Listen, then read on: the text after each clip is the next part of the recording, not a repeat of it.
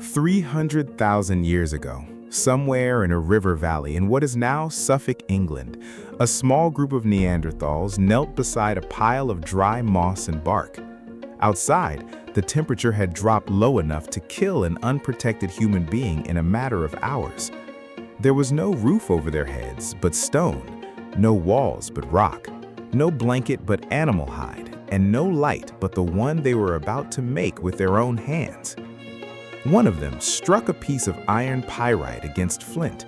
A spark jumped into the tinder, and in that instant, in that small, fragile flicker of orange light, something happened that would alter the entire trajectory of our species. We don't think about this enough. We flip a switch and a room fills with heat.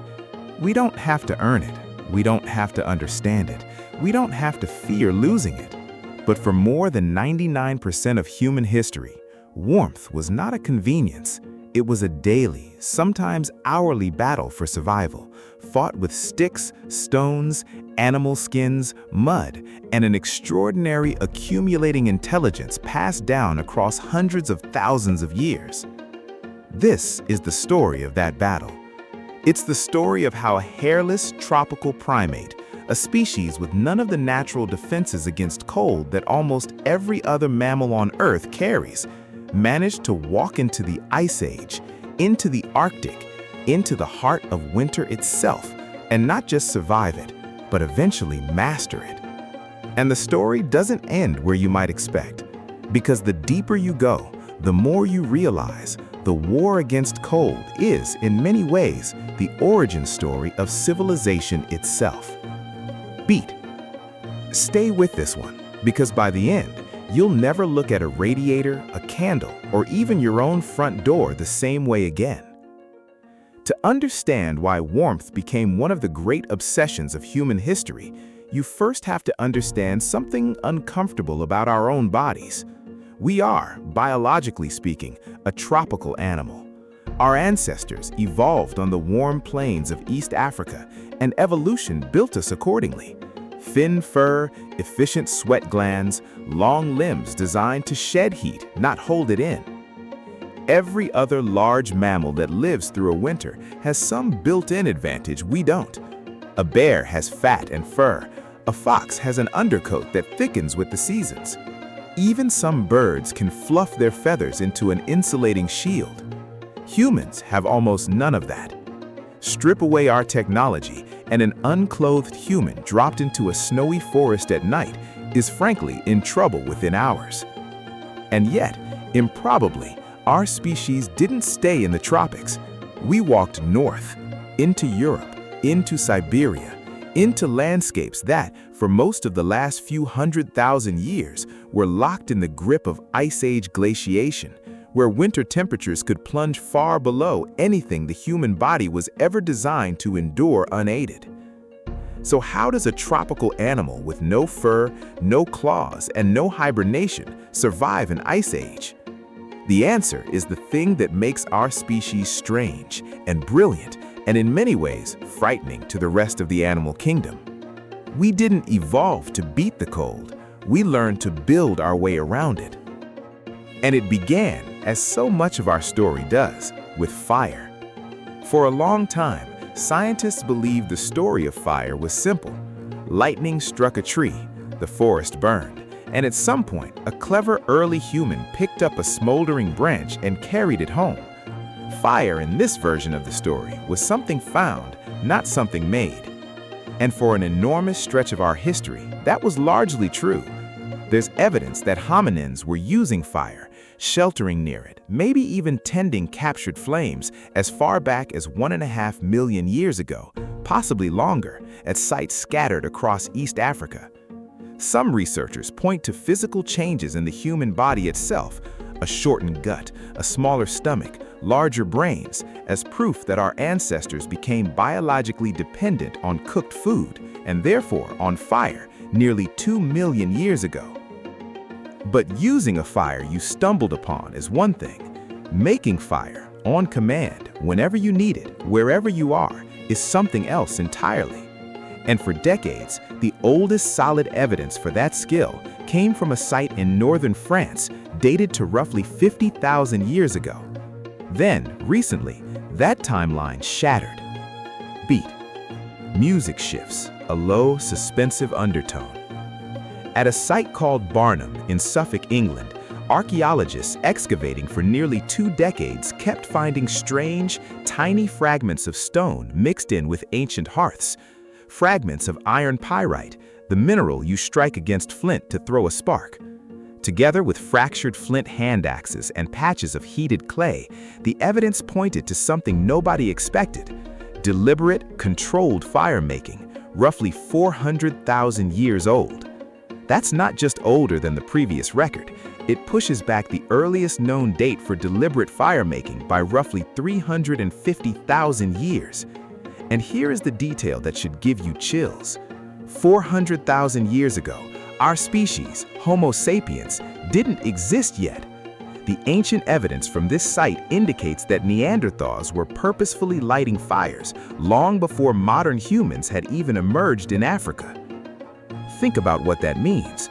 The ability to conjure warmth and light out of stone and friction, the single most important survival technology in human history, wasn't something we invented. We inherited it. Another kind of human, a cousin species that we would later replace, had already cracked the code of fire before we even existed to learn it. And once that knowledge existed, it never disappeared. It was carried forward, generation after generation, hearth after hearth, through tens of thousands of ice age. A researcher involved in the discovery put it simply: fire wasn't only a source of warmth on a cold, dark night, it extended the day itself, creating a space where people could gather when they couldn't hunt, where they could teach each other, where knowledge could pass between adults and children. In other words, warmth didn't just keep our ancestors alive, it gave them time. Time to sit still together in the dark, time to talk, to teach, to plan. Some researchers now argue that the hearth, more than the cave or the tool, was the first true home our species ever built. The first room, the first fireside conversation, the beginning of culture itself, gathered around a circle of light in otherwise lethal darkness. But here's the problem. Fire alone wasn't enough. Imagine you're an early human, 25,000 years ago, somewhere on the open mammoth steppe of Ice Age Europe. A vast, treeless, wind-scored plain stretching from France to Siberia. There is no cave here, no deep forest to break the wind, just frozen ground, scattered bones of giant animals, and a horizon that seems to go on forever. Fire helps, but fire needs fuel, and out here, wood is scarce. Fire needs shelter from the wind, or it simply blows out. And even a roaring fire can only warm the air a few feet around it. Beyond that ring of orange light, the cold presses in, patient and absolute. So, humans needed something fire alone couldn't give them: a second skin. And this is where one of the most underrated inventions in human history enters the story. Not the spear, not the wheel, but the humble sewing needle. For a long time, early humans likely wrapped themselves in loose animal hides, draped like crude cloaks. It would have helped, but a draped hide leaves gaps at the neck, the wrists, the ankles, and in sub-zero wind, a gap is a death sentence. Everything changed with the invention of the eyed needle, allowing hides to be cut, shaped, and stitched into fitted garments, true clothing tailored to the human body that sealed in warmth rather than simply blocking wind from one direction. Suddenly, humans weren't just borrowing a fire's heat, they were carrying their own portable heat trap wherever they went. And this single technological leap may be one of the quiet, underappreciated reasons our species was able to do something no primate had ever done before: walk out of Africa, across Eurasia, and eventually into the most punishing cold environments on the planet. But to truly understand how far this technology could be pushed, we need to leap forward to the people who took the art of dressing for the cold further than perhaps any culture in human history. People who didn't just survive the cold, they turned it into home. In the Arctic, in the homelands of the Inuit, the Inupiat, and other circumpolar peoples, temperatures can fall below -40 degrees and stay there for weeks. There is no forest for shelter, no surplus of firewood. For roughly a third of the year in some regions, the sun barely rises at all. By every reasonable measure, this should be one of the least habitable places on Earth for a creature like us. And yet, people didn't just survive here, they thrived here for thousands of years, with nothing but the animals around them and an extraordinary depth of inherited, tested, refined knowledge. The secret, it turns out, starts with something almost invisible, the structure of a single hair. Caribou fur looks at a glance like any other animal hide, but each individual hair is hollow, built almost like a tiny insulated tube to trap air inside itself, not just between the hairs. That hollow structure traps insulating air both inside and between the hairs, making the resulting clothing extraordinarily warm, remarkably lightweight, and naturally water-resistant. Caribou had spent millions of years evolving this trait to survive Arctic winters themselves. Inuit seamstresses, through careful observation and generations of trial and error, learned to harvest that natural engineering and wear it. And they didn't stop at choosing the right material. They engineered an entire system. In the inner layer, the fur was turned to face the body. In the outer layer, it faced outward, a technique that created a pocket of warm, trapped air sealed between the two. It's the same principle behind a modern double-paned window, discovered and perfected by Arctic seamstresses long before anyone wrote it down in a physics textbook. Just as people layer two thin sweaters with air trapped between them for more warmth than one thick sweater alone, Arctic clothing exploited the insulating power of trapped air at every possible seam. Every garment was custom-built, not bought, not standardized, but individually tailored, stitch by stitch, to the exact body of the person who would wear it. Tailors used darts, gussets, gathers, and pleats to shape each piece, cutting garments in a bell shape that held warm air close to the body, while keeping openings to an absolute minimum to prevent heat from escaping. Though a hood could always be loosened if the wearer began to overheat. And the engineering went further still, down to the smallest details most of us would never think to question. Hunters wore sealskin overshoes with soles specifically designed to stay waterproof when stalking seals on the ice, because in the Arctic, moisture freezes almost instantly, and dry clothing isn't a comfort, it's the difference between life and frostbite. There were even tools carved from caribou antler whose entire purpose was to beat snow and ice off clothing before a hunter stepped indoors, because wet fur loses its insulating power and becomes a liability rather than a shield. For a long time, this was treated as folklore, fascinating but unproven by modern science. Then, in the 1990s, researchers actually tested it. In a controlled study, scientists placed people in an environmental chamber designed to simulate Arctic winter travel, comparing traditional caribou skin clothing against modern military winter gear and professional Arctic expedition clothing. The result wasn't close. Subjects wearing caribou skin clothing showed significantly less drop in skin temperature and reported significantly better comfort than those wearing either modern alternative. Let that sink in for a moment. Clothing designed centuries ago, built entirely from observation, instinct, and inherited knowledge, with no laboratories, no thermal modeling, no synthetic fighters, outperformed some of the most advanced cold weather technology the modern military and outdoor industry could produce. This wasn't luck.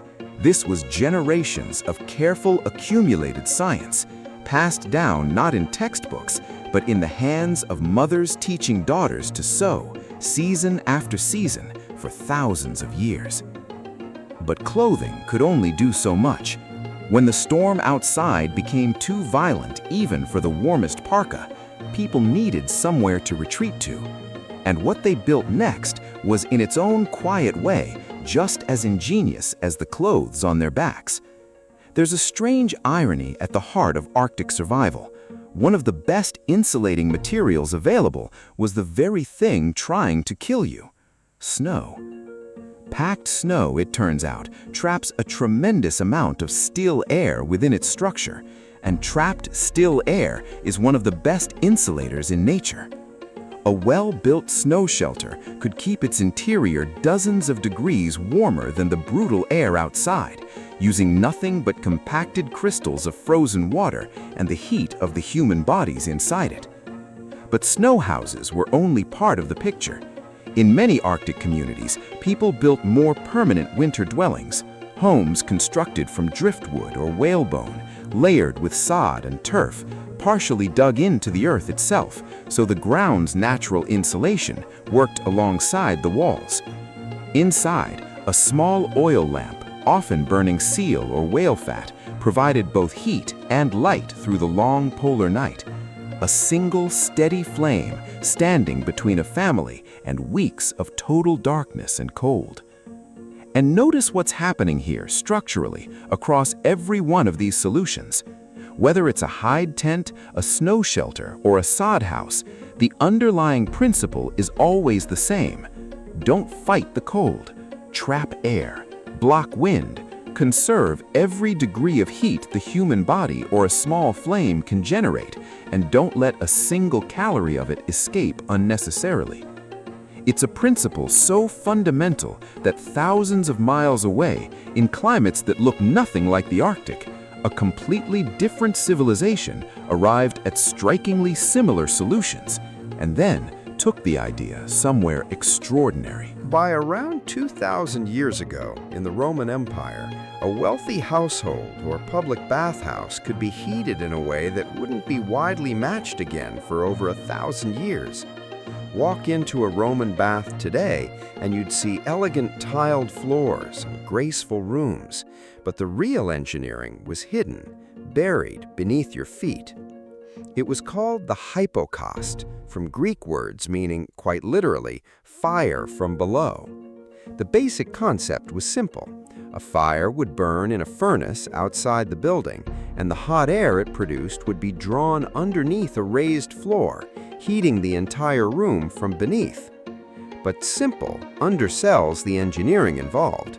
A furnace called a prefurnium burned wood, sometimes coal, just outside the structure, and the resulting hot air and smoke flowed into an open chamber beneath the floor, a chamber held open by rows of small pillars called pilae, spaced precisely to allow the heat to circulate freely while still supporting the heavy floor above. The Romans didn't stop at heating the floor. The same hot air was channeled up through hollow tiles built directly into the walls, warming the walls themselves and radiating heat into the room from multiple directions at once. And as that air rose and escaped through the vents in the roof, it created a natural draft that pulled more hot air in from the furnace below, keeping the whole system circulating without any mechanical pump or fan whatsoever. This meant that in a large bath complex, different rooms could be engineered to hold entirely different temperatures, creating a deliberate graduated journey from gently warm rooms through to intensely hot ones. It was, in nearly every meaningful sense, the world's first central heating system, a building that warmed itself automatically, continuously, from below and from within its own walls, designed and built without electricity, without computers, without anything but fire, geometry, and an astonishing intuitive grasp of how heat moves. But here's the twist this story always seems to hide. This incredible technology was never for everyone. Building and operating a hypocaust required serious money, skilled labor, and constant fuel, a continuous, attended fire that needed monitoring around the clock. It was, in the end, a luxury feature for the wealthy and for grand public buildings, never a standard feature of an ordinary Roman home. The vast majority of people across the Roman Empire still relied on simple hearths, braziers, and whatever they could afford. Comfort, even at the height of one of history's greatest engineering civilizations, was rationed by wealth. And then, when the Western Roman Empire collapsed, something even stranger happened. This incredible technology, this central heating system, centuries ahead of its time, very nearly disappeared from human memory entirely. For centuries after Rome's fall, much of the engineering sophistication of the hypocaust faded from Western Europe. In its place came something far more primitive, the medieval Great Hall, with its hearth set in the very center of the room, an open fire burning beneath nothing more than a hole cut into the roof above it. Picture it, an entire household, sometimes an entire community, gathered around one central blaze because it was the only source of warmth in the building.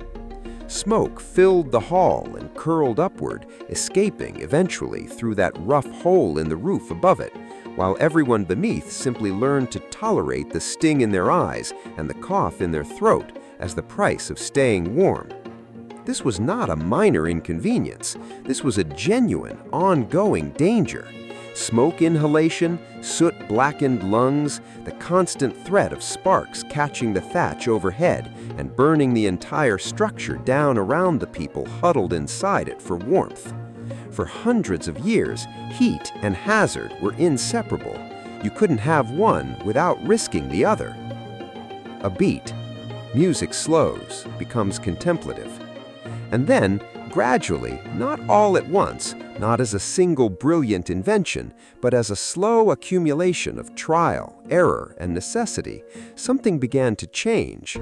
Visual, a stonemason fitting bricks into a rising vertical structure against the exterior wall of a stone manor house. By the 12th century, stone castles and manor houses in France and England were being built with something genuinely new, true vertical masonry chimneys designed to channel smoke from a fireplace set against the wall, up through the structure and out into the open air above the roof. It sounds almost too simple to matter, a vertical shaft for smoke, but the consequences were enormous.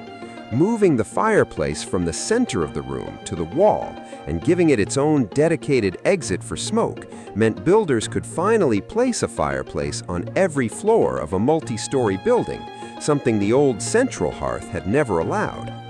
Families who had once lived their entire lives in a single shared smoky hall began to withdraw into smaller, individually heated rooms warmed by their own fireplace, and for the first time in a long time, privacy, once rare, once almost unthinkable for ordinary households, started to become genuinely desirable and genuinely possible. The house began to fragment into rooms. Rooms became private. Privacy became, slowly, a kind of comfort in itself. But the chimney didn't appear everywhere in the same form or for the same reasons, and in one part of Europe, the response to the cold took a strikingly different shape, one driven, some historians believe, by the climate itself growing harsher. Visual, a German or Central European timber house, exterior shot, snow falling, smoke rising from a chimney. In German-speaking regions, craftsmen developed something called the tiled stove, or Kachelofen, around the middle of the 13th century, an enclosed structure, unlike an open fireplace, where wood burned inside a chamber lined with ceramic tiles, and those thick ceramic walls soaked up the heat and then radiated it back into the room long after the fire itself had died down. These tiled stoves were far more efficient than any open fireplace. They held their warmth through an entire night and required noticeably less fuel to do it. And in a quiet linguistic footnote that historians still debate, the warm room built around this stove came to be called the stuba, a word some scholars believe may be the distant ancestor of our modern English word stove itself. Notice again the pattern repeating itself across an entire continent, across completely different cultures, without any of them necessarily copying one another. Trap the heat, slow its escape, let mass and material do the work that an open flame alone never could. From Arctic snow shelters to Roman hypocausts to German tiled stoves, human beings kept independently arriving at the same fundamental truth about warmth again and again, with nothing but observation, hardship, and trial. And it's at this point in the story that something darker and far more revealing comes into focus. Because surviving the cold was never just a technical problem, it was just as often a brutally unequal one. Here is something that's easy to lose sight of in a story about clever inventions. For almost all of human history, warmth was never distributed equally. It was distributed by wealth. The Roman hypocaust warmed villas and bathhouses, not the cramped apartment blocks where most ordinary city dwellers actually lived. The medieval chimney first appeared in castles and manor houses, while peasant cottages continued relying on simple, smoky hearths for generations longer. Firewood itself, in many regions and many eras, was a resource that had to be purchased, gathered, rationed, or fought over, and a hard winter without enough of it was not a discomfort, it was a death sentence, and the people most likely to die from it were almost always the poorest. This is the part of the story documentaries about clever inventions often skip past, but it's essential because it explains something important: why warmth throughout history was never just about technology, it was about access, about who got to be warm and who was simply expected to endure. And this single fact, that for nearly all of human history, comfort was rationed by class, is exactly what makes the centuries that followed so transformative, because slowly, fitfully, unevenly, warmth began to spread downward, out of the palaces, out of the wealthy villas, and into ordinary homes. Over the centuries that followed the first chimneys, heating technology kept slowly improving and, just as slowly, kept spreading further down the social ladder. In the late 17th century, a nobleman and inventor named Prince Rupert of the Rhine introduced a new kind of fireplace grate, allowing air to reach burning wood from below, which produced noticeably better, more efficient fires through improved airflow.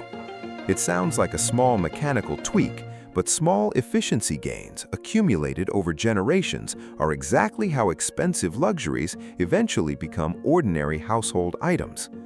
As building techniques and fire safety regulations advanced, smoke canopies and properly engineered chimneys gradually became more common even outside the homes of the wealthy, reducing both the smoke and the carbon monoxide risk that had haunted ordinary households for centuries. And then came the Industrial Revolution, and with it an entirely new fuel that would reshape the architecture of warmth itself. As coal became the dominant fuel of the industrial age, chimney design itself had to change to accommodate the higher temperatures and far larger volumes of smoke and combustion gas that coal produced compared to wood, and industrial chimneys began towering over factory towns, permanently reshaping city skylines and signaling, quite literally, the arrival of a new era. This was warmth at an industrial scale, messier, dirtier, more dangerous to breathe, but also, for the first time, available to working households who could never have dreamed of owning a Roman hypocaust or a noble's tiled stove. Coal-burning stoves found their way into modest city apartments. Iron replaced open stone hearths in countless ordinary homes. The smoky, single-room medieval cottage was bit by bit giving way to something recognizably modern. And all of this, every single innovation in this entire story so far, still relied on one ancient, unbroken thread stretching back 400,000 years to that first deliberate spark struck by Neanderthal hands in ancient England. Fire. Still fire, just fire built smarter, channeled more cleverly, shared more widely. Until finally, humanity reached for something that wasn't fire at all. Try for a moment to actually sit inside this image. Not to glance at it the way we glance at old photographs, but to genuinely imagine living inside it, night after night, for an entire lifetime. Every evening, somebody has to tend the fire, feed it, watch it, never quite be able to fully ignore it, because letting it die means waking up to a cold, perhaps even dangerously cold room. Every winter requires planning, firewood gathered and stacked months in advance, coal purchased and stored, oil rationed carefully so it lasts through the darkest, longest nights. Warmth, even by the late 1800s, after hundreds of thousands of years of accumulated human ingenuity, still demanded constant, daily physical attention. This is the part of the story that's almost impossible for most of us to genuinely feel anymore, because we've never had to live it. For nearly the entirety of human existence, from a Neanderthal hearth to a tailored Ice Age parka, to a hollow caribou hair, to a Roman hypocaust, to a medieval chimney, to a German tiled stove, to a coal furnace hauled through a 19th century city street, staying warm was active. It was a verb. It was something you had to do every single day or risk the cold reclaiming you.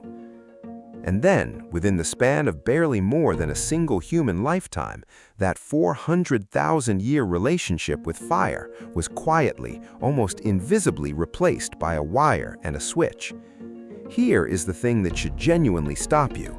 Electric heating, the thing that makes warmth instantaneous, silent, and almost entirely invisible to us now, has only existed for a tiny, almost negligible sliver of the human story. If you compressed the entire 400,000-year history of humans deliberately making fire into a single 24-hour day, electric heating wouldn't even appear until the final few seconds before midnight. Every single thing we've walked through in this story, the Neanderthal hearth, the tailored Ice Age parka, the hollow caribou hair, the Roman hypocaust, the medieval chimney, the German tiled stove, the coal furnace, all of it, every link in that impossibly long chain exists so that you, right now, can be warm